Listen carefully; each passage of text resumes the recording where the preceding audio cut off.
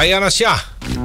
Paolo Contis, partner, naglabas ng payag matapos kanselahin nga ng IPO, Intellectual Property Office, ang Eat Bulaga trademark ng Tape Inc. Yan. Andyan na siya. Si Paolo. Josa yan.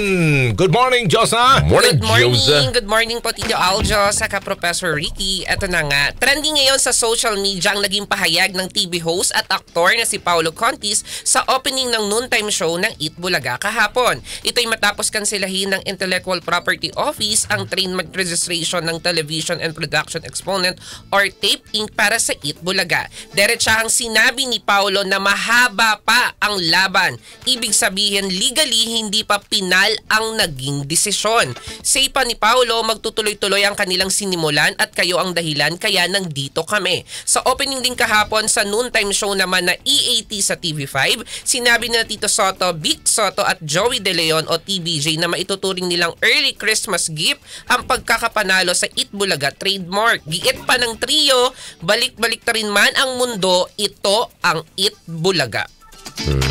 Wala ba tayong latest kay Daniel tsaka kay Andrea? Meron. Ha? Sila ba talaga? Naabangan din namin yun eh. Sila? Wala pa naman. Wala pa. Okay. Sige. May nakikita ako na sabi daw magsasama daw sila sa isang Pelikula? okasyon Okasyon. ng ABS-CBN. Ano yung isa? Yung pangalan ng babaeng involved kay Daniel? Jillian. Jillian Ward? Ano Hindi, pili ka? Jillian Deva. G ano yan? Jillian. Meron pa pala? Vicencio. Ayun. Jillian GV. Vicencio. Meron pa palang involved na iba?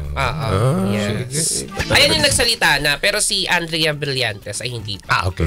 Sige. Thank you. At yan ang entertainment news na nag-iisang Diyosa sa balat ng radyo. Ako si Diyosa yan, Tatak Aramen.